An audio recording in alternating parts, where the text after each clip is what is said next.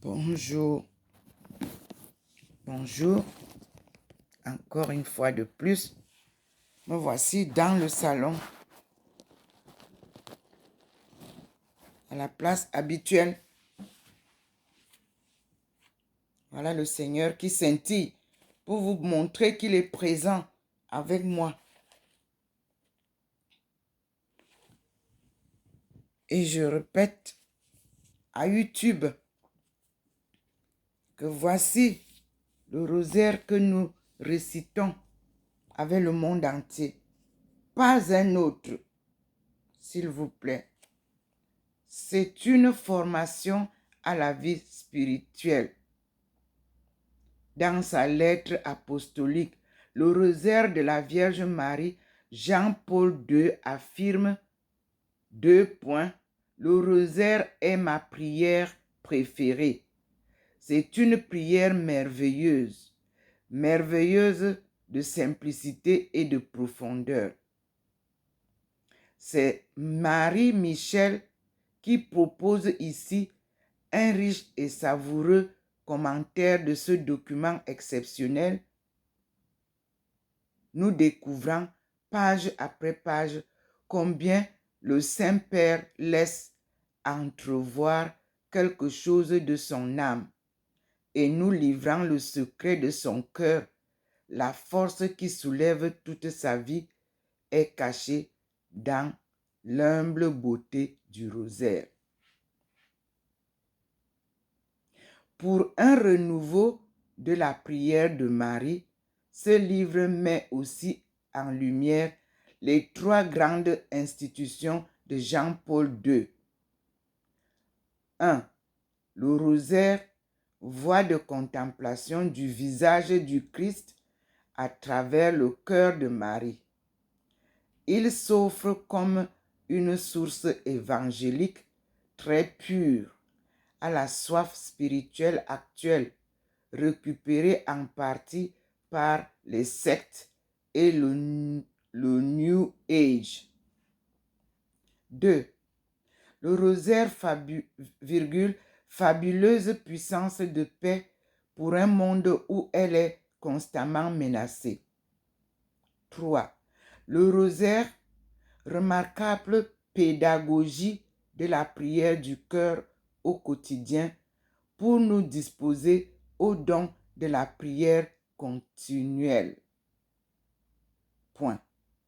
En ce début du 3e millénaire, le cœur du pape s'est ouvert.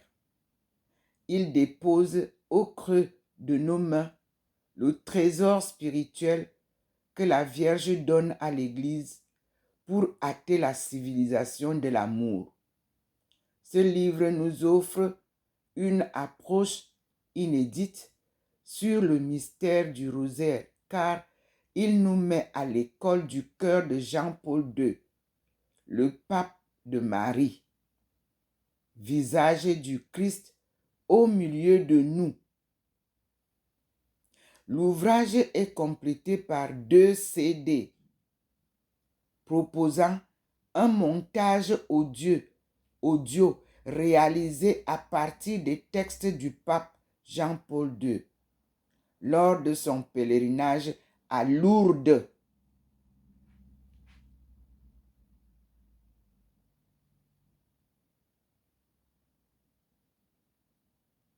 Il a été publié en France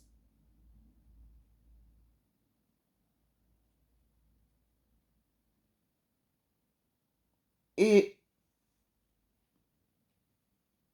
Marie-Michel nous dit, depuis 1983, le Père Michel Carme partage sa vie entre contemplation et évangélisation, spécialement auprès de la jeunesse.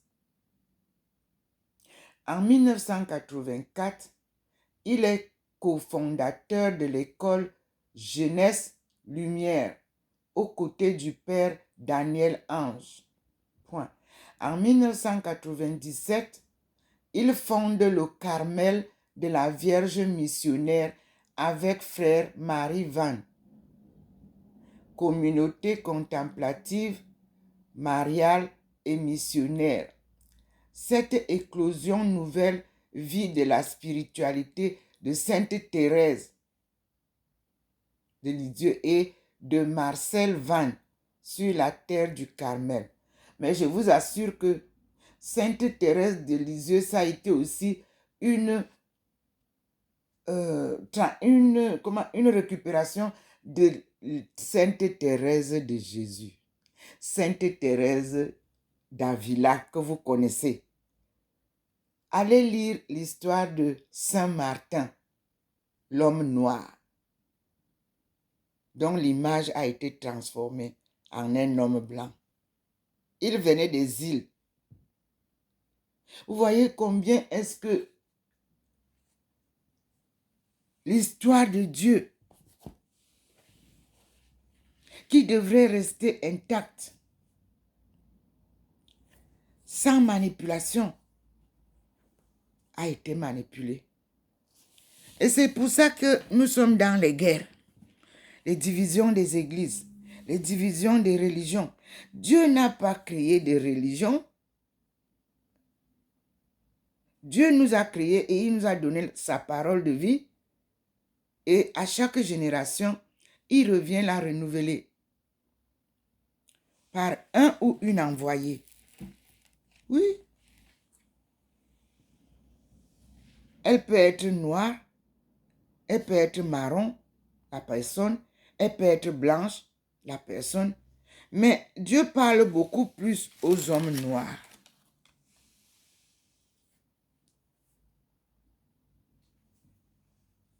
Et souvent, la parole est récupérée par les hommes blancs. Voilà pourquoi nous sommes dans la turbulence, dans les guerres, parce que la vérité n'est pas préservée. C'est pour ça que dans la bibliothèque historique, René Grousset, conservateur du musée Cernuschi, nous parle de l'empire des steppes. Attila, Genghis, Ran, Tamerlan, avec 30 cartes et 20 dessins, selon les éditions Payot de Paris.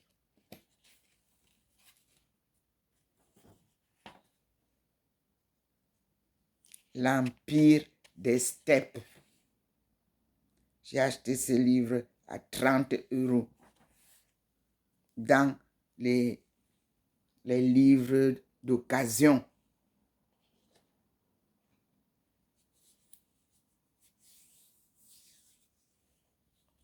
Alors, normalement, voici ce qui est écrit. L'Éternel dit, je vais susciter un peuple qui parcourra les vastes espaces de la terre pour conquérir les demeures des autres peuples. C'est René Grousset qui écrit. Et il nous envoie dans Habakkuk 1, 7 à 10, que je vais lire avec vous.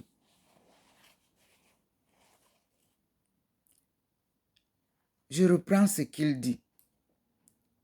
Et l'Éternel dit, je vais susciter un peuple qui parcourt les vastes espaces de la terre pour conquérir les demeures des autres peuples. Point. Peuple terrible. Le Seigneur scintille. Vous voyez, quand c'est lui, vous ne pouvez pas voir autre chose que la lumière. Maintenant, je suis, vous-même, vous voyez, illuminé. Ces chevaux sont plus légers que des panthères, plus rapides que les loups du soir. Ils viennent de loin, ces cavaliers. Ils passent comme une tempête. virgule, ils se jettent comme l'aigle sur leur proie. Point. Ils se jouent de toute forteresse, amoncellent un peu de terre et la prennent d'assaut. Ce livre a été écrit, publié par Payot, P-A-Y-O-T, Paris, 106, boulevard Saint-Germain, en 1941. Je n'étais pas encore née.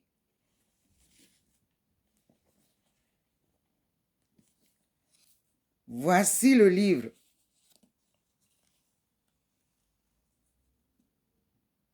Dieu vous l'illumine. Voici le livre qui va vous ramener sur terre, peuple du monde.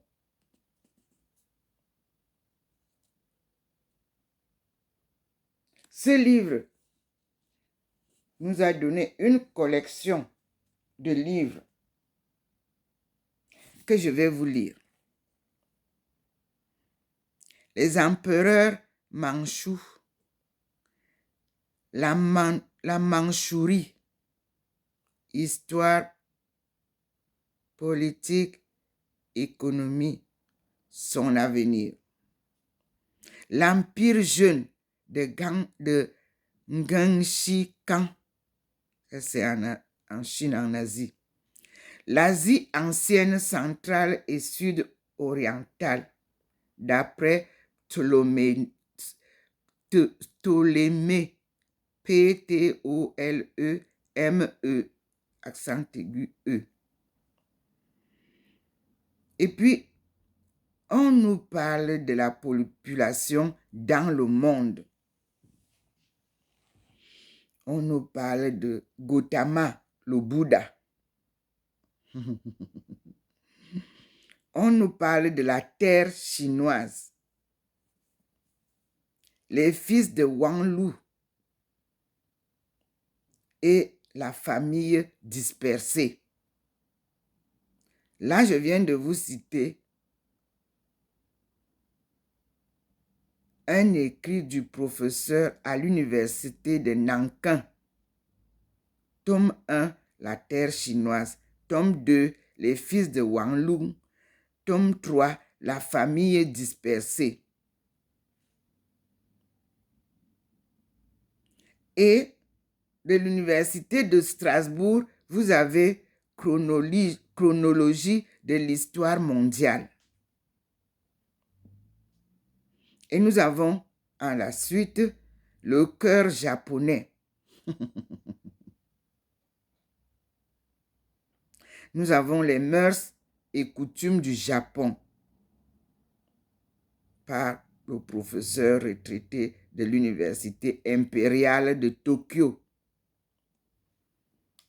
Nous avons les religions du monde, écrite par le professeur d'histoire des religions comparées à l'université de Bonn, en Allemagne. Nous avons Li Chemin, mais c'est le chemin unificateur de la Chine. Li, L-I, Ch, C-H-E-Min, M-I-N, Min. Nous avons le docteur Nguyen, professeur de langue et de littérature orientale à l'université de Washington. Lui, il a écrit Histoire de l'Asie. Nous avons Histoire du Japon, des origines à nos jours. Nous avons le commandant J. Lautenbach, qui nous donne son livre Mes aventures des côtés de Chine à la Baltique. Nous avons le docteur A.F. Legendre, ancien directeur de l'école impériale de médecine de Chengdu, la civilisation chinoise moderne. Nous avons J.H. Lepère qui nous parle de les sociétés secrètes de l'Antiquité à nos jours. Nous avons Li Chang,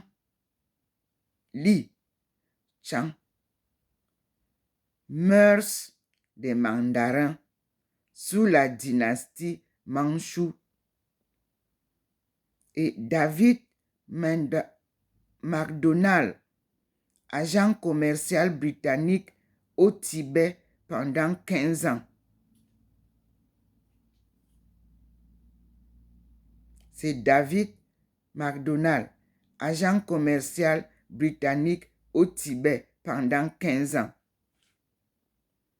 Nous écrit les mœurs et coutumes des Tibétains. Puis nous avons J. Marquez Rivière, membre de la Société asiatique, qui nous parle de la Chine dans le monde, dans son livre. Nous avons Inazo Nitobe, professeur à l'Université impériale de Tokyo, membre de l'Académie impériale du Japon, qui nous parle de son livre Le Bushido, l'âme du Japon. Nous avons M.A. Nours, professeur au Jingling, collège de Nankin. Nankin, c'est en Chine. Il nous parle des 400 millions d'hommes. Nous avons A. Novikov Pribo, qui nous parle de la tragédie de Tsushima. Nous avons Kakuzo Okakura, le livre du thé. Nous avons Guter Plushio, l'aviateur du Qingtang. C'est son livre. L'aviateur du Qingtang. C'est de ça qu'il nous parle. Vous avez Monseigneur H. Bong Restarik, ancien évêque d'Honolulu. Il nous parle de Sun Yat-sen, libérateur de la Chine. Sun Yat-sen, libérateur de la Chine. Arthur H. Smith nous parle de son livre Mœurs curieuses des Chinois. Nous avons son deuxième livre, La vie des paysans chinois. Nous avons W.E. Scottsdale, professeur de chinois à l'université d'Oxford. Lui, il a écrit Les 3 religions de la Chine. Georges Soulier de Moran, consul de France, nous a écrit Histoire de l'art chinois, de l'Antiquité jusqu'à nos jours. Il a aussi écrit Histoire de la Chine, de l'Antiquité jusqu'en 1929. Puis le lieutenant Serge Terestchenko, Dimitri Novik, il nous a laissé un livre, La guerre navale russo-japonaise. Puis nous avons A. Tomasi, capitaine de vaisseau en retraite. Lui, il nous a écrit La conquête de l'Indochine. Nous avons Upton Close, qui nous a écrit Le péril japonais. Nous avons Richard Wilhelms, professeur à l'université de Francfort. Il nous a laissé le livre Histoire de la civilisation chinoise. Nous avons enfin E.V. Zenker, qui nous a laissé son livre Histoire de la philosophie chinoise et le deuxième livre Paroles du Bouddha. Point. Choix et traduction par P. Salette.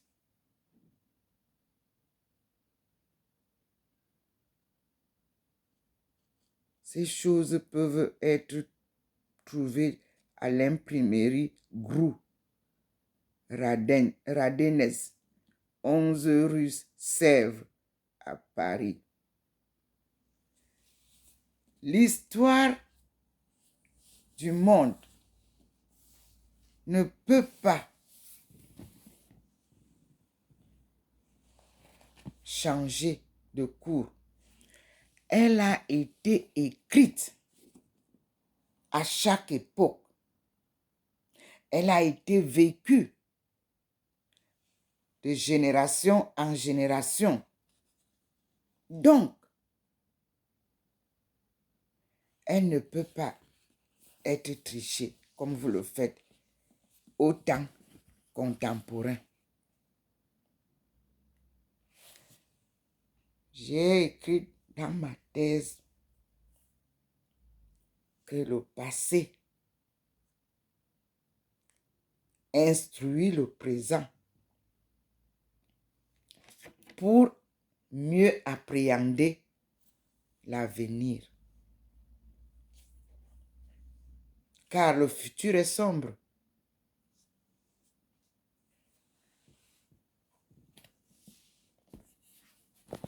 Nous allons donc lire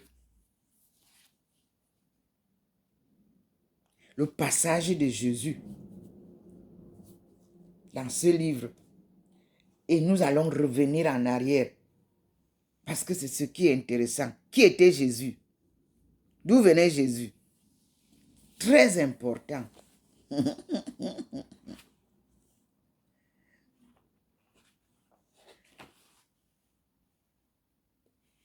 On nous parle de Kubilai et la dynastie mongole de Chine. Dans le livre que je viens de vous montrer, à la page 373, on nous parle de Jésus. Mais avant ça, on nous parle de la dynastie des Tang à la page 372, dont je fais partie. D'après mes découvertes en Chine. Découvertes physiques, découvertes pratiques, découvertes théoriques, découvertes académiques et historiques. Je fais partie de la dynastie Tang de la Chine. Et nous allons le découvrir ensemble. Vous pouvez déjà par curiosité lire la dynastie Tang. Parce qu'ils appelaient leur chef Nkunkuma Tangpu. On appelait mon père Nkunkuma Jamkrito. Mais la dynastie Tang était la plus glorieuse des 4 premières dynasties chinoises qui regorgent mes ancêtres. Je ne dis pas vos ancêtres. Moi, je dis moi, mes ancêtres. Les 4 dynasties. Elles étaient toutes composées de nègres, des noirs, que les Chinois appelaient Feijiu, les hommes de néant. Feijiu en chinois veut dire néant. Et nous sommes les descendants de l'homme néant. Adam. Adam en étonne. Les étonnes. Ça veut dire quoi? Dame. Quelque chose qui n'a pas de forme, qui n'a pas de de nom. Dieu créa notre ancêtre premier en prenant juste la poussière et en soufflant sur lui. Le premier ancêtre du monde s'appelle Adam. Vous écrivez Adam. Mettez toujours au-dessus de A circonflexe. Vous voyez, le chapeau là, c'est le ton. Adam, pour que ça descende. Et Adam a vécu la première steppe, parce qu'on dit l'empire des steppes. Il y a eu plusieurs steppes. Mais la première steppe où Adam a vécu se trouve là où je suis né. Je signe et je contresigne devant le Seigneur. Je viens de la porte du non-retour. Et je fais partie des fils de Dieu de la forêt équatoriale. On nous appelle Benti. Mais nous sommes devenus Bentu. C'est pour ça que nous sommes appelés en Chine Feijo. Benti, honorable fils de Dieu. À cause de la colonisation, Indochine, vous allez lire. Donc nous avons été déportés. À Chingayat, on a traversé. Chingi, ça veut dire de l'autre côté de la rive. Où et Babylone nous tuait. Et Babylone, Elon, tous les Étones connaissent. C'est un arbre.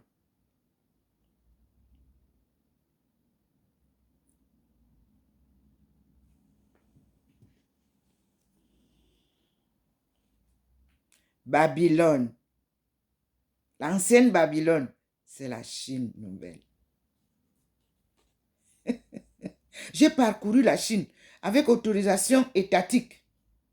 J'ai suivi pas à pas le développement économique chinois parce que la Chine a reconnu en notre coopération Chine-Afrique que nous sommes un seul peuple. Et la Chine ramène ce qu'on appelle le retour de la manivelle. Et vous, commerçants, éternels commerçants, vous avez barré le chemin à votre fille pendant des années. Et maintenant que je suis arrivé chez vous depuis 2015, vous continuez à barrer le chemin. Vous ne voulez pas que le Seigneur ramène notre souveraineté au berceau de l'humanité parce que vous voulez gagner de l'argent à tout prix. Non. Dieu est descendu alors. Et il va combattre avec vous. Moi, je ne combats pas avec vous. Il vous apporte la vérité sur un plateau d'or qu'il m'avait donné en 1991 à Douala. Et ce plateau d'or, je l'ai retrouvé en Suisse allemande, où j'ai passé 1 an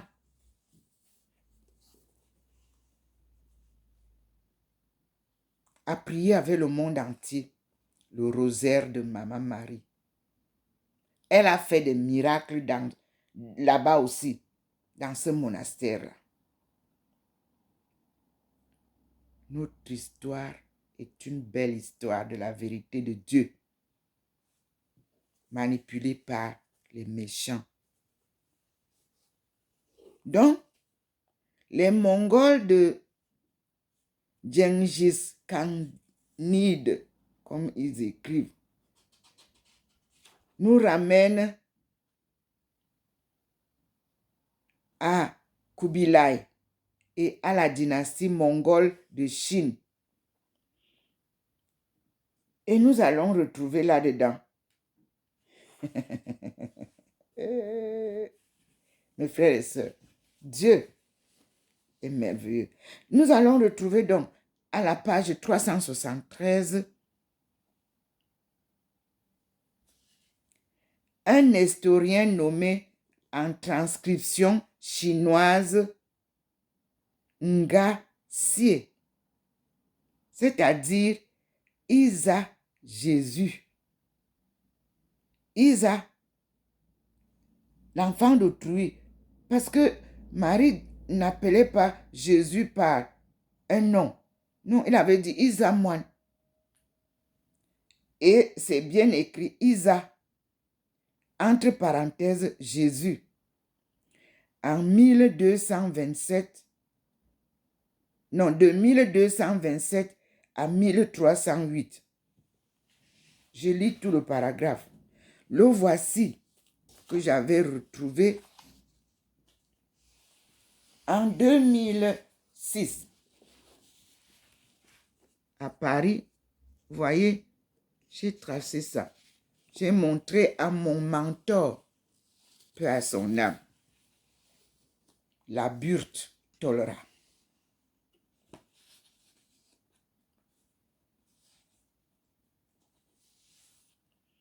Et dans ce livre, il m'a été dit que les éditions du Seuil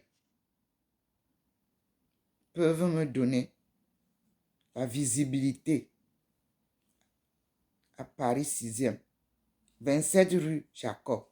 J'y suis allé, mais je n'ai pas eu de suite. Et un jour, en sortant du métro, j'ai vu un grand ensemble. On m'a indiqué là où on vend les livres d'occasion que je peux peut-être trouver. Je l'ai acheté à 30 €.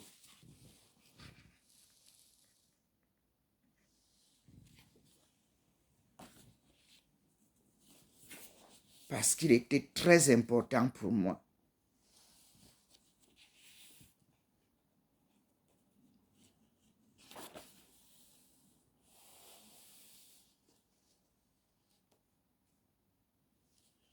Et voici la carte de l'Empire mongol.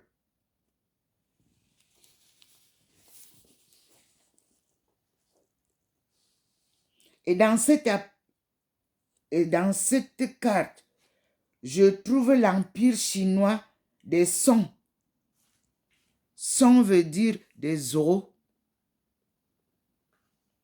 Zapurngwanangali double kurgi. C'est là, à que.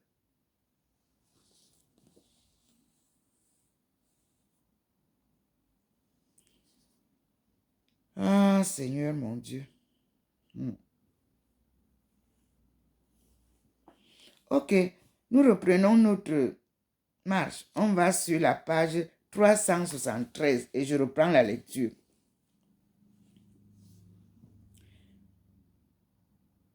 Un historien nommé en transcription chinoise Nga Xie, c'est-à-dire Isa Jésus. Isa, j'ai retrouvé ça dans le Coran, comment on appelait Jésus. En lisant le Coran, parce que dans mes études, il fallait lire le Coran pendant un an, la Bible pendant un an, ainsi de suite. Donc, entre 1227 et 1308, sans doute un chrétien de langue arabe venu de Syrie exerça d'importantes fonctions auprès de Kubilai. Médecin, astronome et polyglotte, il avait servi Guyuk quand Coulibaly le nomma directeur du bureau astronomique en 1263. Isa semble avoir été un des inspirateurs de l'édit de 1279, par lequel Kubilai s'opposa à la propagande musulmane en Chine. En 1284 et 1285, il accompagna un haut fonctionnaire mongol, le Chengshan Bolod, envoyé en ambassade auprès du khan de Perse Arghun. Point. À son retour en Chine, il fut nommé commissaire pour le culte chrétien en 1291 et enfin ministre en 1297. Point. Ses fils, les fils de Isa, ses fils Elia, virgule, Dena, virgule, et ceux, virgule, Georges et Luc, virgule, tous nestoriens comme lui, remplirent également de hautes fonctions à la cour de Pékin. Pékin, c'est Beijing. Beijing s'appelait Pékin et reste Pékin. Ça n'a pas changé dans les livres chinois. Beijing, c'est les appellations contemporaines. Vous voyez, on change. Pourquoi changer? C'était Pékin. Pékin. C'est parce que Pékin, là, ça signifie quelque chose. La forêt de Qingli. Je continue. Enfin, Kubilai et ses successeurs comptèrent dans leur garde particulière à Pékin 30 000 Alains chrétiens.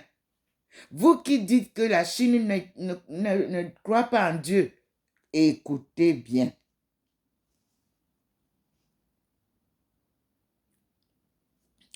Enfin, je reprends la phrase. Enfin, Kubilai et ses successeurs comptèrent dans leur garde particulière à Pékin 30 000 Alains, A-L-A-I-N-S, chrétiens, virgule, de rite grec, venus du Caucase à l'époque de Monka. Point. En juin 1975, on l'a vu. Un corps de ces Alains fut massacré en trahison par les Song lors du siège de Chengchao au nord du bas Yangtze. Point. Les revenus de la ville de Chengchao, Chengzhou, Chengchao, parce qu'ils écrivent T-H-E-N-T-H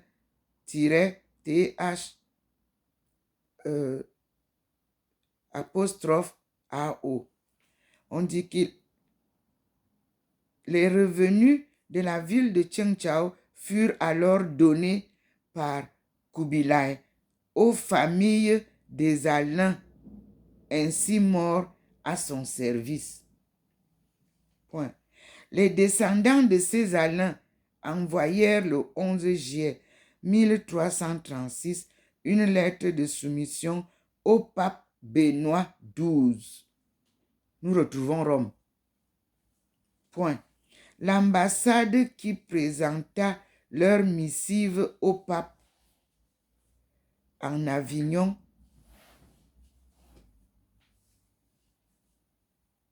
en 1338 comprenait, virgule, avec André et Guillaume de Nassau, l'Alain Togai.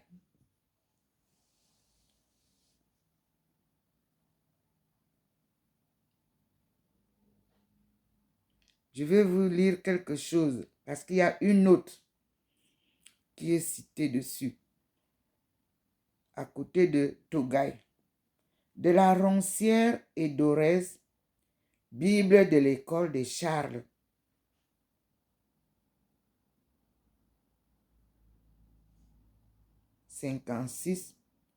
En 1895, 29, Péliot, Tungapo.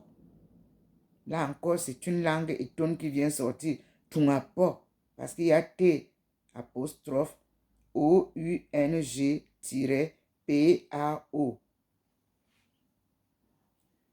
En 1914,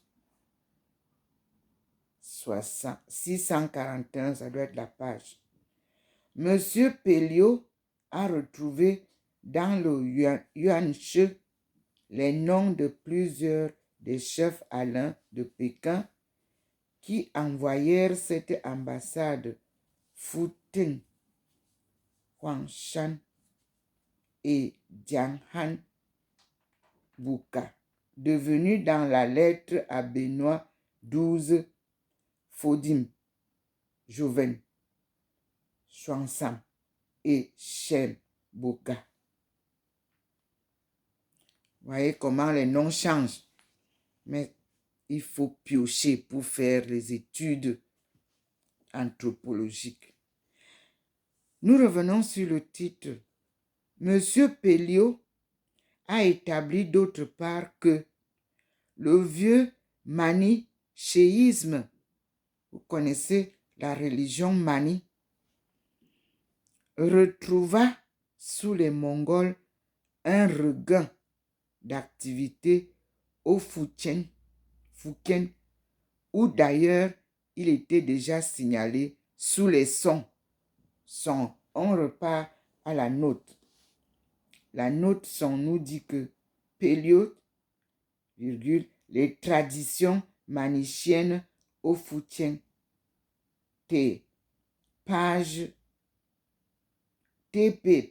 virgule, en 1923, page 193. Les soi-disant chrétiens signalés par Marco Polo à Fujian. Nous avons aussi les écrits de Marco Polo ici. Alors, Marco Polo à Fujian doivent pense M. Polo avoir été des manichéens. Mani, la religion Mani, qui vient d'Afrique. Confère édition Benedetto, page 158. Moule. En anglais, Christians in China, page 143. Péliot, journal des savants, publié en janvier 1929, page 42.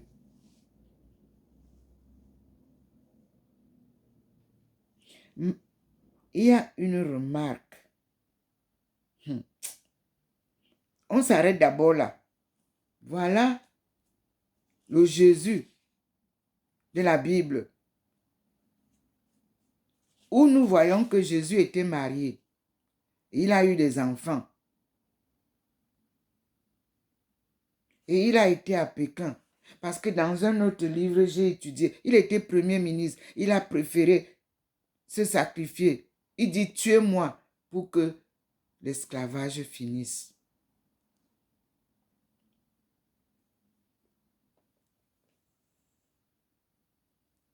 Et nous revenons sur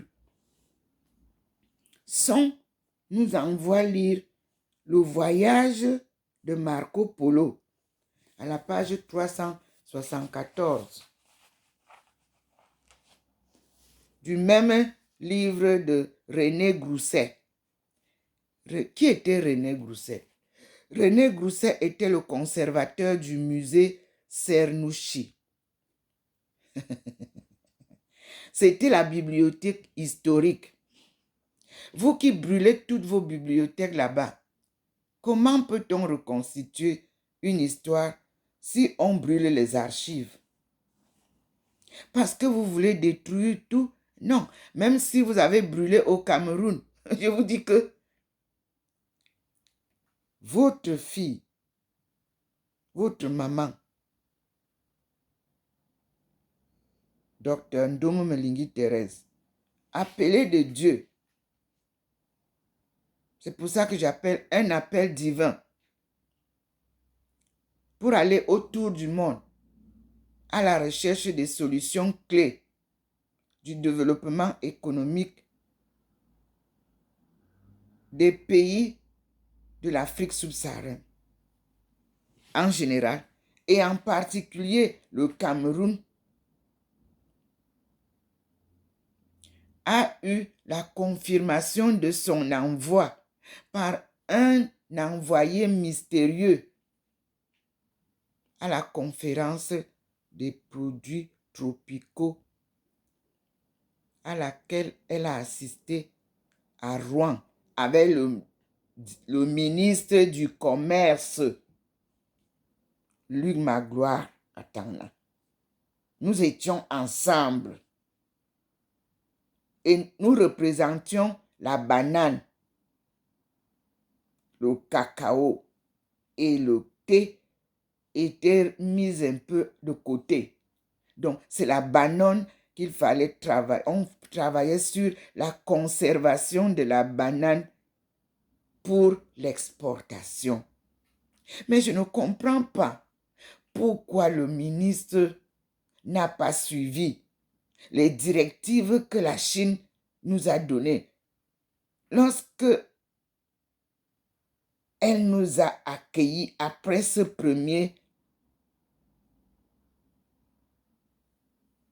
première rencontre avec lui, où ce monsieur est venu me dire, il était avec nous, un inconnu, il m'a dit qu'il était français asiatique. Et il m'a dit qu'il est venu seulement pour moi. Et qu'il avait dit qu'il avait un message à me donner, mais qu'il ne me donnait pas ça ici, à Rouen.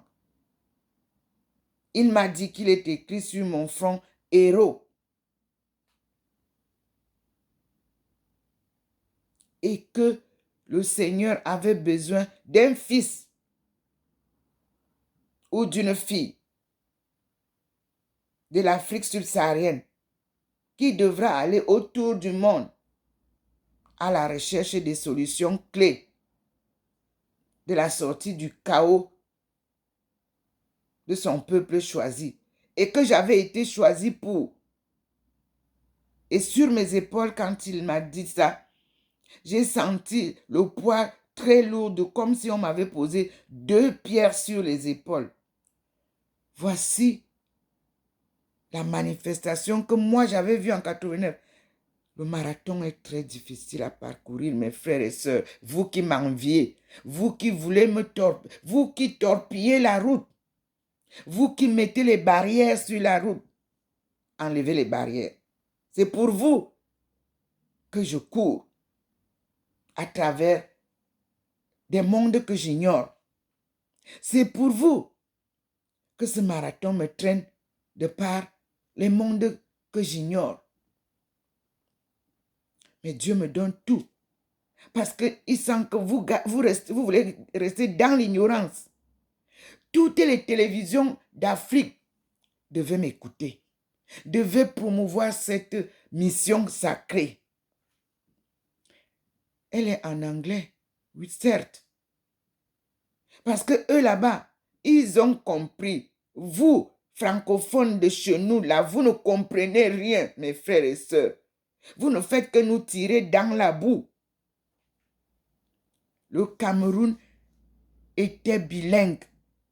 La première université créée par Ahidjo, il a créé un département bilingue. Qu'en avez-vous fait? Au lycée Leclerc, nous avions des classes bilingues. On apprenait le français et l'anglais. Mes frères, beaucoup de livres vous échappent. toute l'histoire de l'Afrique vous échappe. Parce que même ce qui a été écrit en français, on ne vous fait pas lire ça. Voici l'empire des steppes. Ici, tout est notre histoire. Même s'il peut y avoir des erreurs. Ici, on pose les bagages par terre. On pose les honneurs par terre. On refait chemin avec Dieu. J'ai acheté ce livre en 2006. Tout ce que j'ai, c'est quand le Seigneur signale que l'heure est arrivée de l'utiliser, que je prends. Voyez-vous même comment il scintille pour vous confirmer. Mes frères et sœurs, vous avez reconnu déjà les erreurs. Vous avez reconnu le manque de connaissances. C'est bien. Acceptez maintenant de fermer toutes ces écoles qui n'apportent rien. Vous voyez comment les enfants deviennent délinquants. Parce qu'eux-mêmes, vous savez, l'enfant naît avec sa sagesse, son intelligence. Quand il voit que ce que vous lui dites ne va pas, il devient nerveux. Et même les professeurs ne sont embêtés parce qu'ils ne savent pas où ils vont eux-mêmes. Ils le reconnaissent. Et quand on reconnaît son erreur, acceptez. Bon, vous voyez, je suis parti de ce livre. C'est comme ça qu'on fait la recherche. Je suis parti de ce livre, L'Empire des steppes. C'est le Seigneur qui a dit, comme vous ne voulez pas qu'on prie, tel que lui, il a choisi ça. Il n'a pas choisi ce que vous me mettez dans mes publications. Il m'a dit, laisse ça de côté. Insiste que YouTube te pose ça. Voici l'homme qui a compilé ça. Ce n'est pas lui qui a écrit. C'est Jean-Paul II qui a écrit. Et lui, il nous a rassemblé ça et sa voix. Et c'est ce que nous devons suivre. Ici, c'est rare de trouver les livres que Ndomo Molingi a. C'est Dieu qui guide les pas de son œuvre. Et vous voyez comment il est venu s'asseoir ici. Je suis au carrefour de 3 pays. Ma maison. Vous pouvez vérifier. En face, je vois les toitures de Bâle. Derrière, c'est-à-dire du côté du parking de ma voiture, je vois les côtés de l'Allemagne. Je n'ai pas envie de me tromper du nom de la ville. Il faut que je sois sûr de la ville qui tombe derrière moi. Et derrière moi, il y a le chemin de fer qui existait entre la Bâle ou Suisse, ou je ne sais pas, entre la Suisse et l'Allemagne. J'ai retrouvé le tronçon. J'irai filmer. Et ce tronçon est derrière ma maison. Un peu loin, mais c'est comme si c'est derrière. Et ça va rejoindre la gare. Mais maintenant, on nous a biaisés avec les trams qui passent aussi toujours à côté de moi. Moi, pour aller à Bâle, je peux prendre le bus, je peux prendre ma voiture, je peux prendre le train, c'est-à-dire le tram. Et je peux prendre le train. Comprenez ça. Là où j'habite, je peux prendre le tram. Je prends le train. Je prends le bus. Je prends ma voiture et je marche à pied pour aller à Bâle. En traversant juste tout droit chez moi ici, je traverse, je suis à Bâle, à pied. Comment comprendre ça? Ça veut dire que c'est ici que Dieu veut vous parler.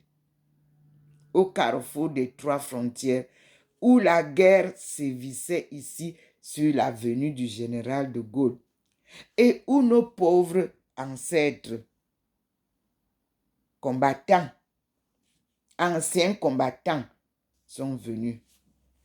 Et mon père m'envoyait toujours à Ouarda. Et je l'accompagnais parfois à Ouarda. Et on disait qu'il était ancien combattant. Les gens qui croient que les anciens combattants sont seulement ceux qui vont combattre ne comprennent rien. Les anciens combattants, il y en a dans les bureaux, il y en a dans les renseignements. C'est ça les anciens combattants, mes frères. Mon père était un ancien combattant. J'ai déjà demandé à mes frères et sœurs, allez regarder un peu à Ouarda. Allez à la maison des anciens combattants. C'est mon père qui m'a enseigné tout ce que je ramène là. Lui, il était illettré, vous disiez comme ça. Mais il connaissait tous ces endroits-là.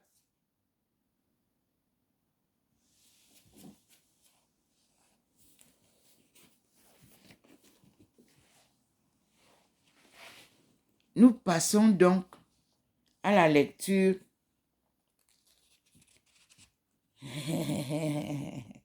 de Marco, du voyage de Marco Polo, rapidement.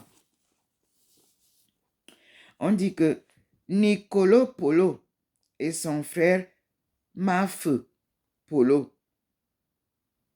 Maffe, c'est M-A-2-F-E-O.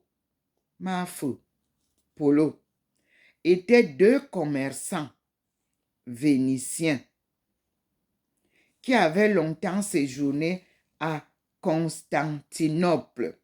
Retenez ce nom, Constantinople.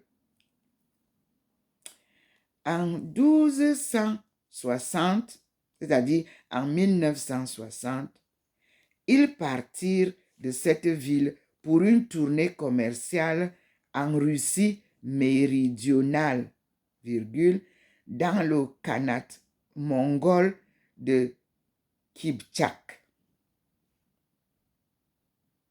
Ils furent reçus à Saré, sur la basse Volga. Le Tigre,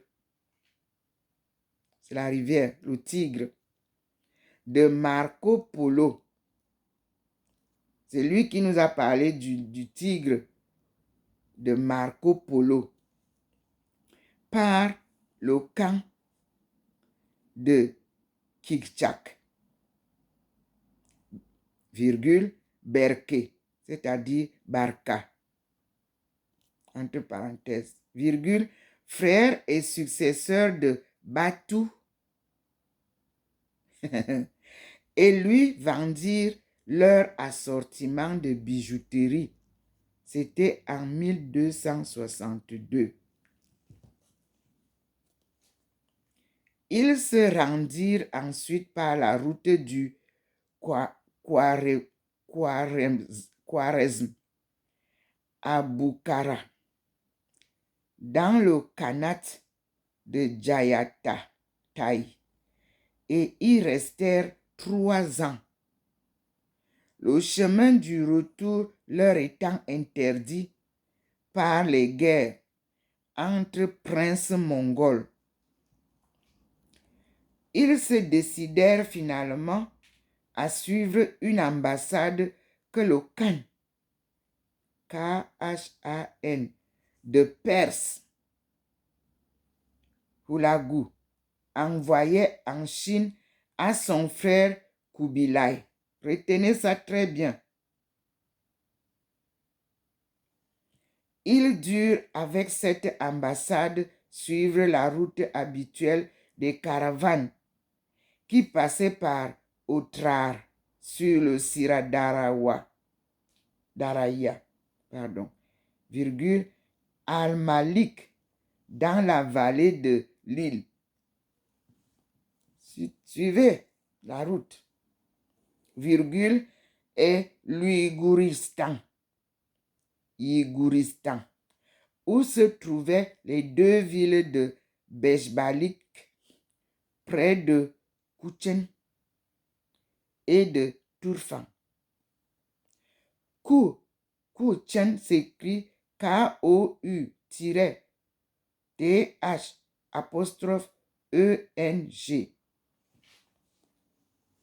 Ça, c'est Chine, ça. Et de Turfan, cette dernière alors appelée Caracuja ou Carachocho chez Marco Polo. Il y a une note que je vais vous lire, la note 3. Marco Polo signale à Carachocho la présence d'une communauté nestorienne. Il Milino en italien ou en grec ou en latin. Il Milione. Édition Benedetto, virgule, page 46. Édition Moule-Pelliot, virgule 2. C'est-à-dire le volume 2. 20. Permet la parenthèse. Et à Talas, dans la région au nord de Bechbelik, des mines d'amiante. C'était la note. Nous revenons. Enfin, par ami, la camule de Marco Polo et Chenghuan ou Sachu, ils arrivèrent en Chine et atteignirent Pékin ou Kambalik, c'est-à-dire Kambaluk. Ils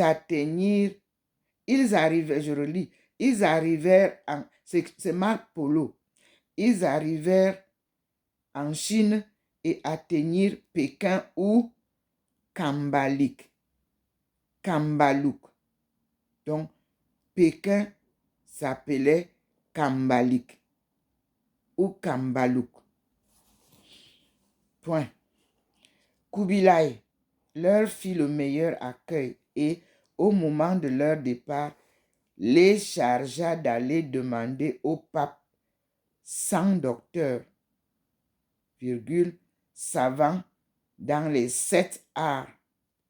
Il y a une note que je vais lire.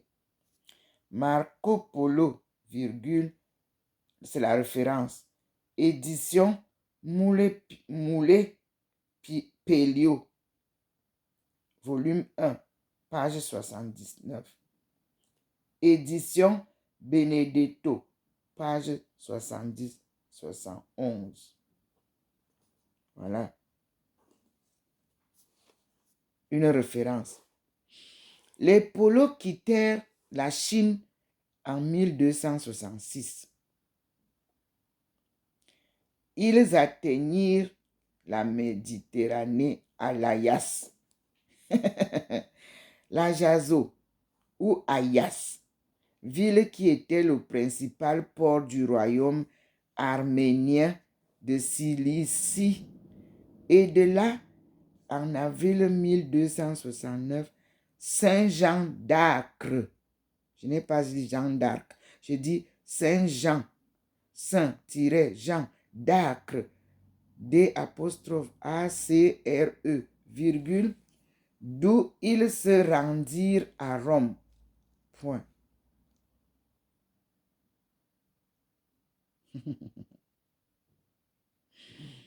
N'ayant pu obtenir les missionnaires et docteurs réclamés par Kubilai, virgule, ils se rembarquèrent pour Saint-Jean d'Acre, d'où ils repartirent pour la Chine à la fin de 1271. Dans cette seconde expédition, ils amenèrent avec eux le fils de Niccolo, Marco Polo, qui nous a laissé un immortel récit de son voyage.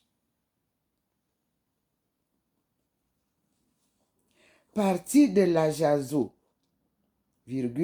Marco Polo, son père et son oncle, gagnèrent par la route de Sivas, dans le sultanat seldjoukide d'Asie mineure, le Khanat mongol de Perse.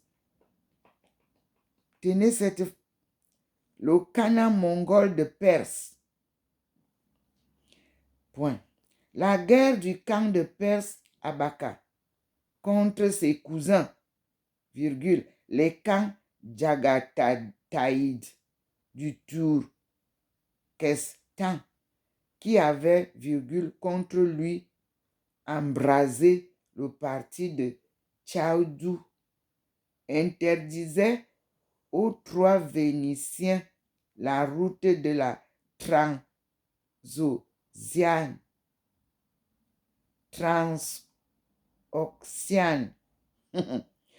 Ils traversèrent directement la Perse en diagonale par Tauris, Sultaniye et Kashan. Puis, sans doute par Yezd et Kirman, jusqu'à Hormuz.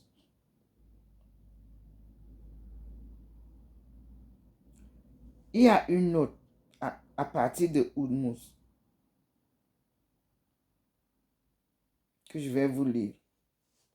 Monsieur Pelliot a établi que quand Marco Polo parle ici de Mossoul et de Bagdad, c'est par ouï-dire, pardon.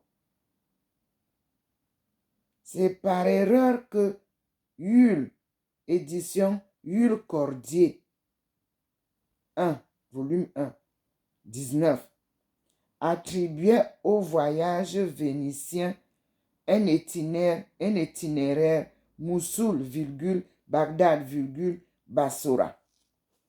L'itinéraire le plus vraisemblable est celui qui est indiqué par Sikes Persians, 200, la page 269. Sikh, S-Y-K-E-S.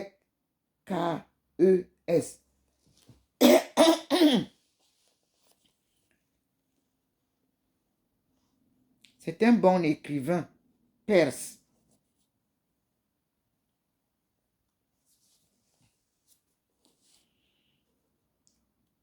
Nous revenons à la lecture. Sans doute songeait-il à s'embarquer à Hormuz pour la Chine, mais comme le fait remarquer M. Pelliot, les côtes de la Chine méridionale, les grands ports de Canton, Chui, Che, Fuzhou et Hangzhou, à cette date, appartenaient encore au Song, la dynastie Song, Zhou, non aux Mongols. Et la dynastie Song est une dynastie chinoise. Aussi, une fois à Hormuz, les polos se ravisèrent-ils, renonçant à gagner l'extrême-orient par mer.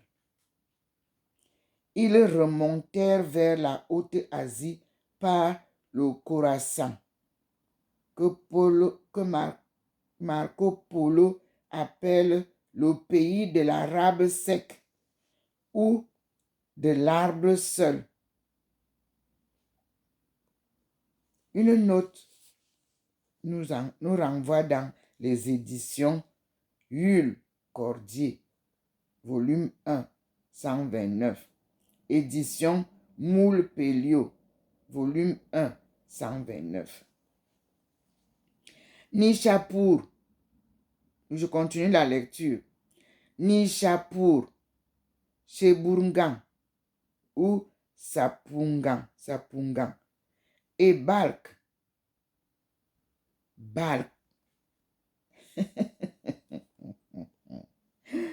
Ok, point à la ligne. évitant la transoxiane, théâtre de guerre incessante entre le camp de Perse et l'Oulous de Jagatai. Les pôles obliquaires de Balkh vers le nord-est à travers le Badachian, entre parenthèses, un peu, et gravir le Pamir, c'est-à-dire le Pamier, c'est écrit entre parenthèses, par la haute vallée du Wakam, c'est-à-dire le Volcan, au nord du Bolor, c'est-à-dire Bélor, point. C'est entre parenthèses. Par l'antique route de la soie. Mes frères et sœurs, le Seigneur nous ramène sur les deux routes qu'il nous a montrées. Il nous montre le chemin. À partir de l'histoire de Jésus. Isa, Monsi, Dieu. Vous avez lu, non? Ok. On continue. Par l'antique route de la soie, entre parenthèses, Chang Kurgan, virgule, la tour, entre guillemets, la tour de pierre, fermez les guillemets, de Ptolémée, P-T-O-L-E accent aigu, M-E accent aigu, E. Vous connaissez l'histoire de Ptolémée. Bon, virgule, ils redescendirent sur Kachgar, c'est-à-dire Cascar, dont Polo vante les beaux jardins et les vignobles, virgule, en même temps que le sens commercial des habitants qui vont par le monde faisant la marchandise. Nous sommes ici sur la route de la soie, mes frères. Il note aussi à Kachgar, l'existence d'une communauté nestorienne avec une église. N'oubliez pas que Isa, entre parenthèses, Jésus-Christ, était dans la communauté nestorienne. Mais lui, il vient de la communauté musulmane. On va comprendre le lien entre les musulmans et les chrétiens.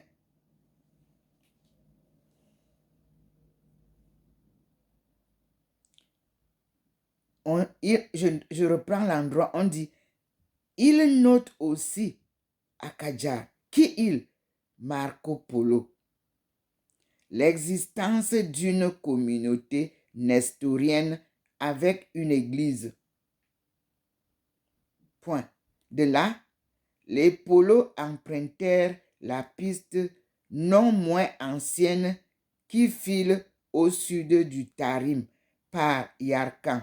Yarkand, Y-A-R-K-A-N.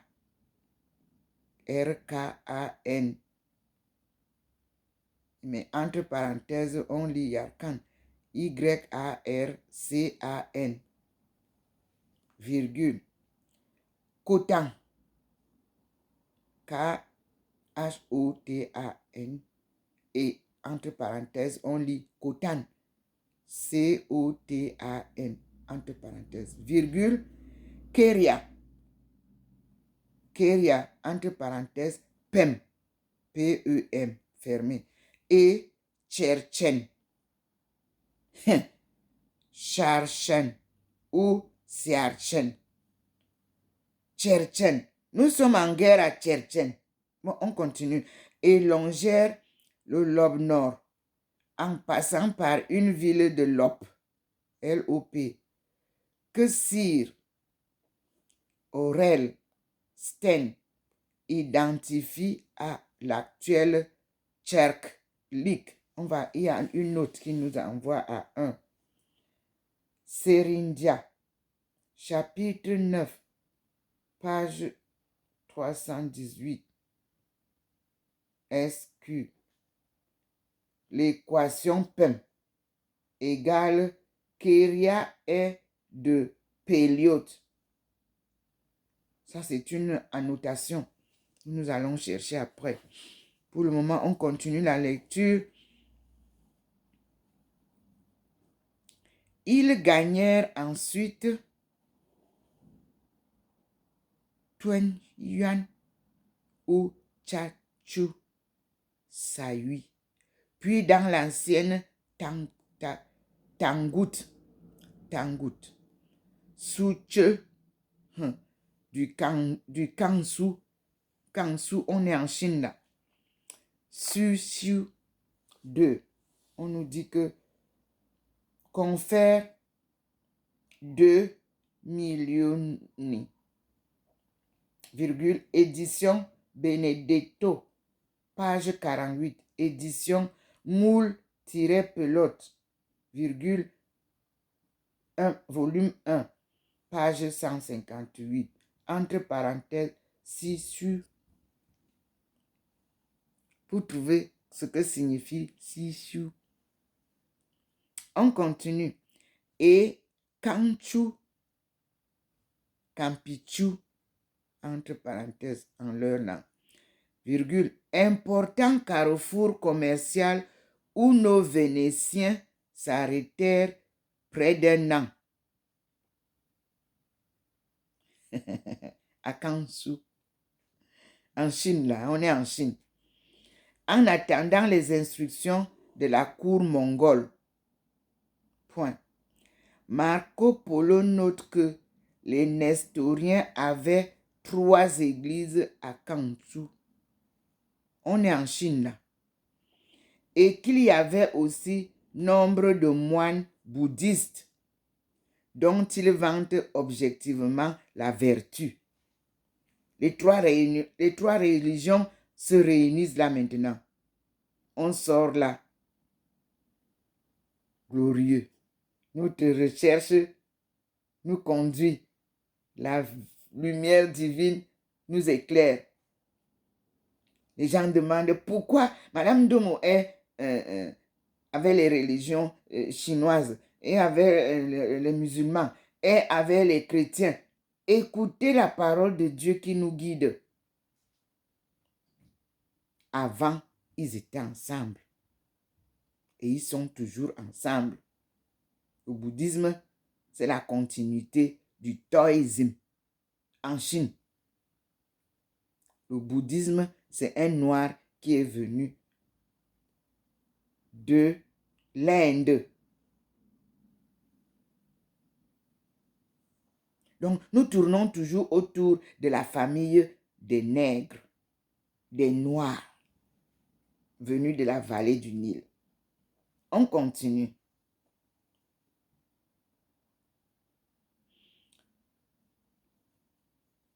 Et quand tout important carrefour commercial où nos Vénitiens s'arrêtèrent près d'un an. Donc, ils ont fait un an là. Jésus a fait un an à cet endroit. En attendant les instructions de la cour mongole. Point. Marco Polo note que les Nestoriens avaient 3 églises à Kanchu et qu'il y avait aussi nombre de moines bouddhistes dont ils vantent objectivement la vertu. Vous pouvez voir ça aux éditions Potier, volume 1, page 203, et édition Benedetto, virgule, page 48, édition Moule-Pelote, page 159. Nous continuons.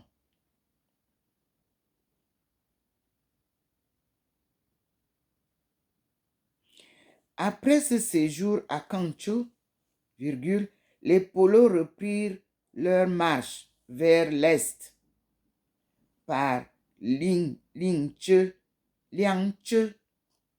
Erginul ou Erginul. Vous pouvez lire ça dans Confère édition Benedetto, page 52, édition Moule-Pelliot, virgule, page 178. Et là, vous voyez Ergiol.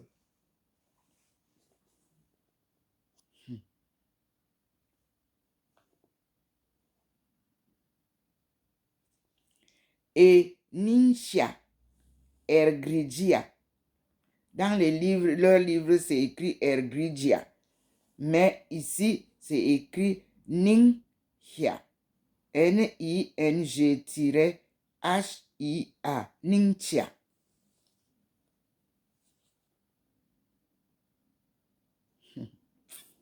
Nous sommes en Chine, là. Point.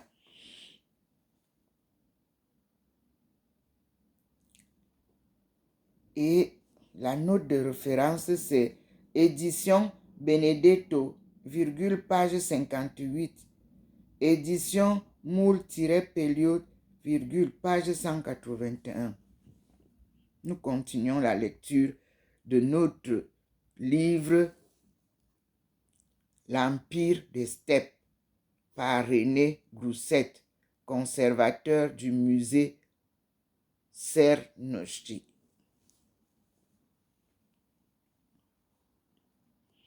Dans cette dernière ville qui était l'ancienne capitale du Tangut, la population restait en majorité bouddhiste, virgule, mais Marco Polo y signale aussi une communauté nestorienne avec 3 églises. Nestorien, c'est chrétien. Nos voyageurs pénétrèrent ensuite dans le pays des Ungut, que Marco Polo,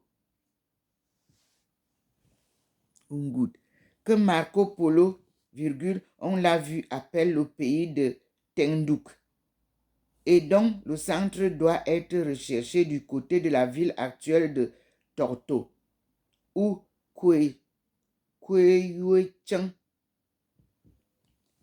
Marco Polo ne manque pas de signaler le nestorianisme des princes Oghut, virgule, qu'il confond pour cette raison avec la famille du prêtre Jean.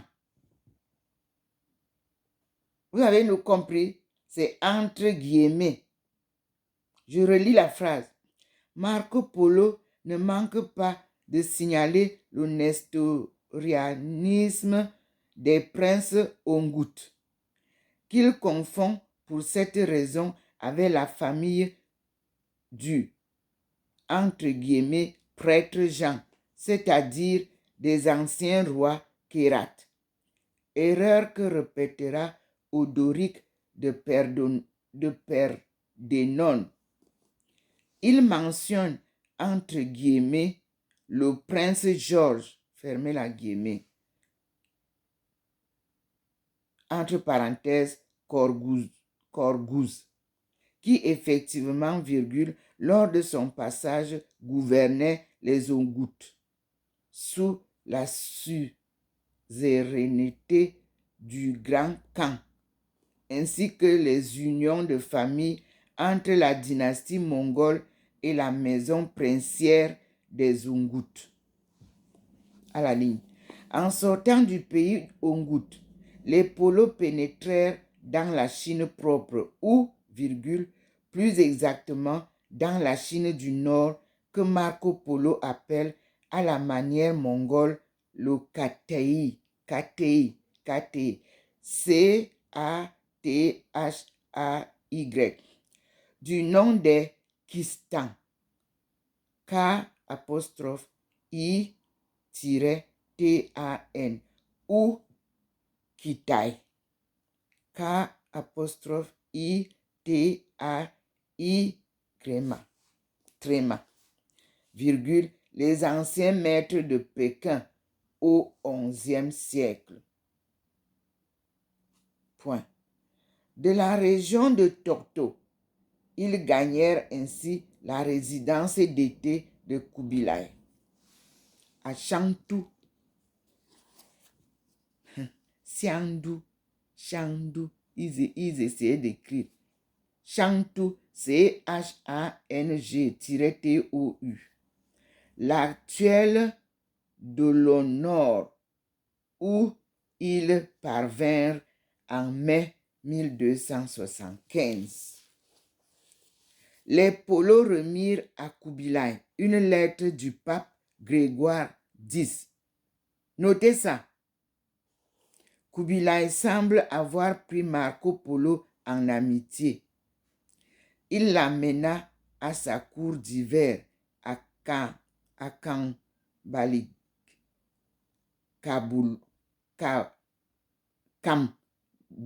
Kambalouk. Et vous savez, Kambalouk, on nous a dit quelque part que c'est Pékin, notre Pékin. Ok, d'accord. D'ailleurs, il le dit. Donc, sa cour d'hiver à Kambalouk,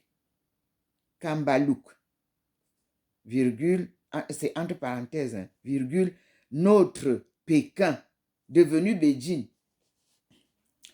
Il le fit au témoignage même de Marco Polo. Marco Polo, virgule, entré dans l'administration mongole et le chargea, on le verra, de diverses missions de confiance. Point. Toutefois, il semble bien que Marco Polo ne connut jamais, du moins sérieusement, la langue chinoise. Point virgule. En revanche, il savait le persan. Et ce sont souvent des transcriptions persanes qu'il emploie pour les noms géographiques de la Chine elle-même. Nous avons une référence. Refaire, entre guillemets, à l'époque de Marco Polo, virgule, le persan devait constituer une sorte de lingua franca pour l'Asie centrale et orientale. Entre parenthèses, Pelliot, virgule, J.A. J.A. Journal annuel, je crois, de 1913, virgule, volume 2, page 185. Nous retournons. Vous avez déjà Pékin. Donc, Marco Polo, Kubilai fit entrer Marco Polo dans l'administration mongole et le chargea, on le verra, de diverses missions de confiance. Point. Toutefois, il semble bien que Marco Polo ne connut jamais, du moins sérieusement, la langue chinoise. En revanche, il savait le persan, et ce sont souvent les transcriptions persanes qu'il emploie pour les noms géographiques de la Chine elle-même, comme je viens de dire. D'autre part, les fonctions que lui, son père et son oncle purent exercer ne durent pas avoir l'importance que sur des fausses interprétations on a été tenté de leur attribuer. Des renseignements que notre voyageur donne sur l'exploitation des salines, M. Pelliot infère qu'il dut peut-être être employé dans l'administration chinoise de la Gabelle. Ce serait à ce titre qu'à Yangtze, il aurait été pendant 3 ans adjoint au sous-préfet local. Édition Benedetto, page 137. Confère Pelliot, virgule, Tonga Po, T, apostrophe, OUNG-PAO, en 1927. Volume 1, page 164 à 68. Tungapo, on voit déjà un nom de Shindomo Melingi Thérèse.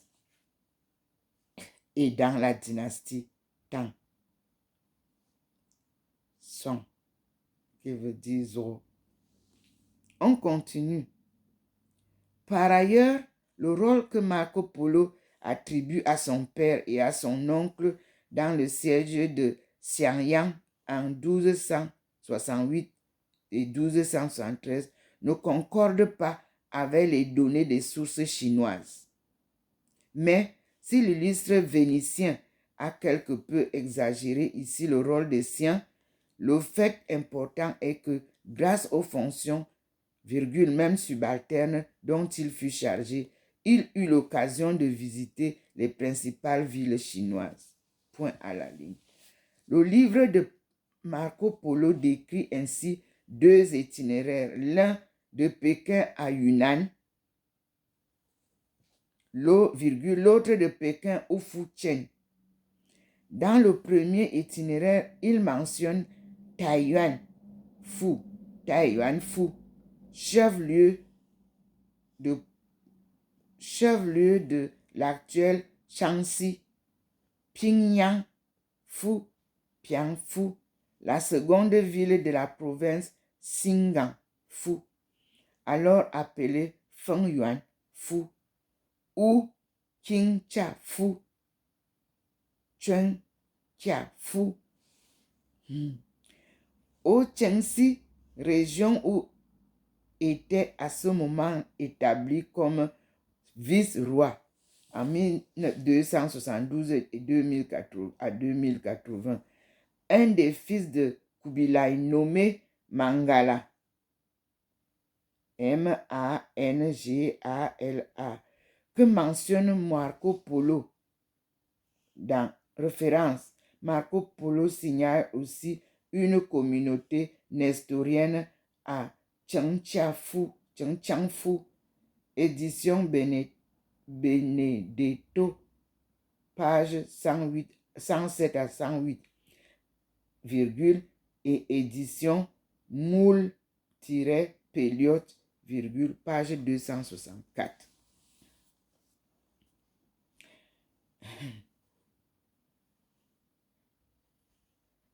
Je reviens à la lecture. Puis, Chengtufu, Sindufu, c'est comme ça qu'eux ils appellent. Au Sichuan, là nous sommes déjà en Guyane. Sichuan, nous sommes déjà, en Chine profonde, primitive. Nous sommes déjà au Yunnan. Point virgule. De là, l'itinéraire se poursuit avec une grande abondance de détails qui semble prouver qu'effectivement, Marco Polo fut envoyé en mission de ce côté, virgule, vers le Yunnan, ou ancien royaume de Tali, Karachan, entre parenthèses, où il mentionne les deux villes de Tali, Karachan, et de Yunnan-Fu, où j'ai séjourné, où j'ai présenté mes recherches. Nous sommes sur les traces de Marc et Isa, Jésus, l'envoyé de Dieu. Yashi, on continue. Et où il signale déjà la présence d'une forte communauté musulmane. Vous voyez, là aussi, référence. Confère édition Benedetto, page 115.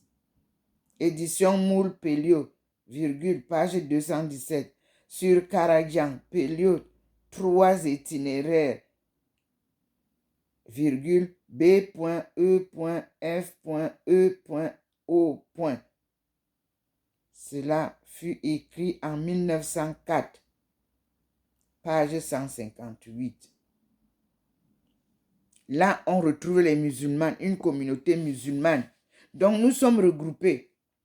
Communauté musulmane, communauté perse, et nous avons le bouddhisme, nous avons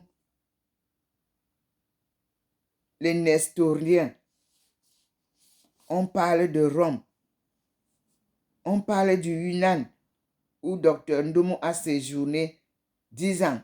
On parle de Pékin, où elle était concentrée sa vie pendant 10 ans en Chine. On parle de tous ces itinéraires où elle a traversé pour retrouver de Beijing à Yunnan. Nous continuons. Nous sommes sur les traces de Jésus-Christ. Et nous retrouvons sur le chemin les autres. On continue. Le Yunnan formait une vice-royauté particulière où étaient envoyés des princes Jiangxi-Khanites. Nous avons vu en effet s'y succéder les princes Ujechi, fils de Kubilai, en 1267, Tughluq en 1274 et Essan et Yessan Temur, fils de Gechi, en 1280. Marco Polo nous dit que lors de son voyage, Essan Temur, E2SANTEMUR,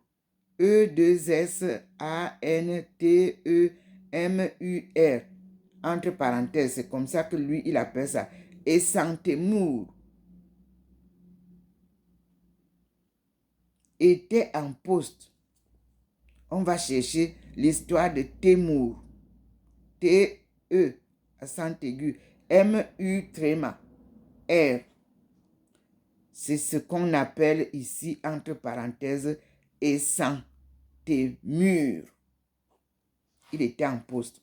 Les détails que le voyageur vénitien nous donne sur les guerres des Mongols en Birmanie ou pays de Mien, M-I-E-N, expédition mongole en 1277, 1283-1284 et 1287, fermez la parenthèse, ont permis de penser qu'il put se rendre à la frontière de ce pays à la suite des armées mongoles. Point. Dans tous les cas, il décrit en détail la bataille de 1277 au cours de laquelle les archers mongols avaient jeté la panique parmi les éléphants de guerre du roi de Pangan et forcé le pas de Bamo sur le haut Iraoudi. Et il nous parle également de l'entrée des Mongols à Pangan, qui n'eut lieu qu'en 1287. Ici, confère Hubert, écrivain, dans son livre La fin de la dynastie de Pagan, B.E.F.E.O.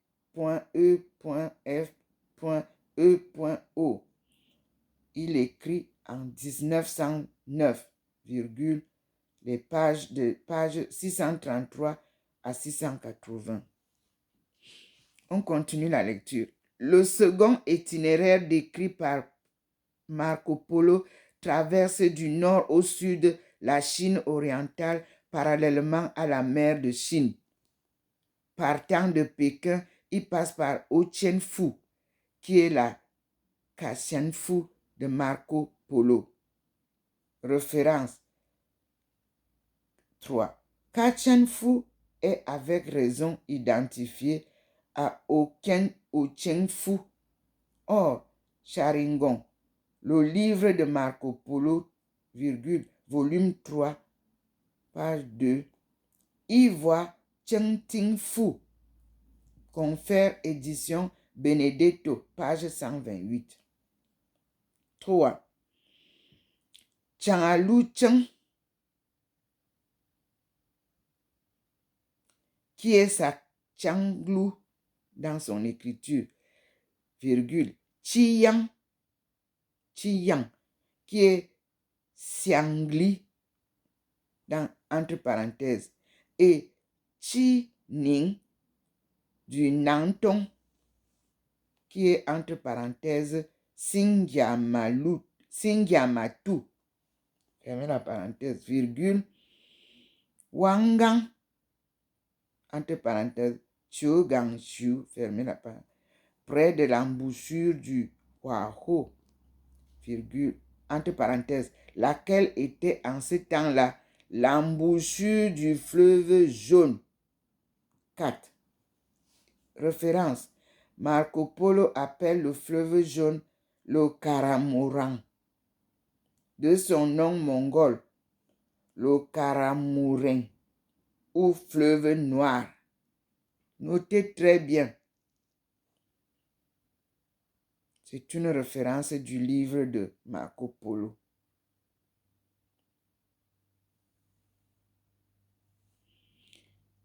Virgule, donc après fleuve jaune, virgule, Yangchu, c'est-à-dire Langchu, en son écriture, Marco Polo.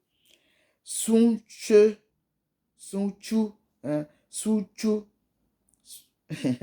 entre parenthèses, Sujiu, Sujiu, fermez la parenthèse, ça c'est l'écriture de Marco Polo, entre parenthèses, virgule, Hangzhou Changsha, entre parenthèses, virgule, Wuche du Zhoutiang, virgule, au sud de l'Anqi et tout près de la Qiuqiu Chiang. Chishu, c'est la face, entre parenthèses, virgule, Qianning Fu, de Fujian, Qianling, Fujiu, capitale de l'actuel Fujian, et Changchu, Xiaotong, c'est comme ça qu'il appelle ça. Marco Polo appelait ça Xiaotong. C-C-D-A-I-L-T-O-N. Fermez la parenthèse. Point. On remarquera que cet itinéraire ne descend pas plus bas que Changju et que par conséquent, Canton n'y est pas mentionné. Il semble que Marco Polo ait eu l'occasion de se joindre à 2 ambassades mongoles envoyées par Kubilai au Champa, Xiamba. Référence G. Maspero, virgule, Tungapo, virgule, 1911, virgule, 476. Vous voyez qu'on mentionne déjà les noms qui ressemblent à nos noms. Tungapo, ça c'est la dynastie des Noirs là, dont je fais partie. On retrouve déjà Tungapo. Et quand vous écrivez Tunga, n'oubliez jamais de mettre T apostrophe un, O-U-N, P-A-O. Donc, nous continuons la lecture. Et à Ceylan, très important, cette dernière pour obtenir des reliques bouddhiques, dont la fameuse dent du Bouddha. À Ceylan, le voyageur vénitien se fit raconter la vie du Bouddha Shakyamuni, Sagamuni Burkan. Référence Burkan, nom mongol du Bouddha. Virgule, vis donc, il nous a laissé un aperçu très fidèle et fort sympathique. Au printemps de 1281, Marco Polo et les siens eurent l'occasion de se réembarquer pour l'Europe. Le Khan de Perse Arghou, qui était le petit-neveu de Kubilai, avait demandé à ce dernier de lui donner en mariage une princesse mongole de la tribu des Bayout, Baya, apostrophe A-U-T, Bayout. Kubilai lui envoya la princesse Kokachin, Kokachin, Kokachin dans Marco Polo. Entre parenthèses, hein, Kokachin dans Marco Polo, qui appartenait à cette tribu. Mais les routes de l'Asie centrale étaient coupées par la guerre entre Kubilai et Kaïdou. Point. Kubilai chargea donc les polos de conduire la fiancée mongole en Perse par la voie de mer. Il leur remit en même temps les lettres pour le pape, les rois de France, d'Angleterre et de Castille. Les polos durent sans doute relâcher à Vijayawada ou Chambang, près de Bindid, qui était la capitale du Champa. Puis, ils cinglèrent droit vers les détroits, mais furent retenus 5 mois par les vents sur la côte Sumatra. Point. Ils firent sans doute, comme tous les navigateurs de ce temps, escale à Kulam ou Kilong, Kualum, entre parenthèses, le grand marché des épices. Alléluia! Le grand marché des épices au Travancore. Dieu nous fait rejoindre la route des épices. Mon Dieu! Je reprends la lecture bien. Puis, ils cinglèrent droit vers les détroits. On parle ici de Marco Polo et les siens. Ils cinglèrent droit vers les détroits, mais furent retenus 5 mois par les vents sur la côte de Sumatra. Point. Ils firent sans doute, comme tous les navigateurs de ce temps, virgule, escale à Kulam ou Kilong. Entre parenthèses, lui, il écrit Kualum, C-O-I-L-U-M. Il ferme la parenthèse, virgule, le grand marché des épices au Travancore dure longtemps longer la côte occidentale du Kekam jusqu'au golfe de Cambay, puis la côte de Perse et abordèrent Hormuz. D'Ormuz, ils montèrent en Perse, sans doute par Kerman et Ez. Le camp de Perse, Argoun, venait de mourir. Les polos remirent la princesse Kokachin à son fils Gazam, gouverneur du Khorasan, puis se rendirent à Tauris, auprès du nouveau camp de Perse, Gakatou. Ils restèrent 3 mois en Azerbaïdjan, après quoi ils s'embarquèrent à Trébizonde pour Constantinople. Ils furent de retour à Venise en 1295. Merci Seigneur. Vous avez donc l'histoire de la route de la soie et la route et la jonction avec la route des épices. Bravo! Nous sommes sur la voie que le Seigneur nous trace depuis par ses manifestations. Merci Seigneur. Nous pouvons maintenant arrêter cette vidéo pour continuer après la suite. Nous sommes le 2 mai 2022 et nous assistons aux apparitions divines à Dr Ndomo Melingi Thérèse. C'est magnifique. Nous allons faire une pause et je publie les 2 vidéos en attendant la 3e. Le Seigneur est avec nous et nous ne pouvons pas ne pas vous le montrer. Le sentiment est là et nous allons continuer en présence du Seigneur.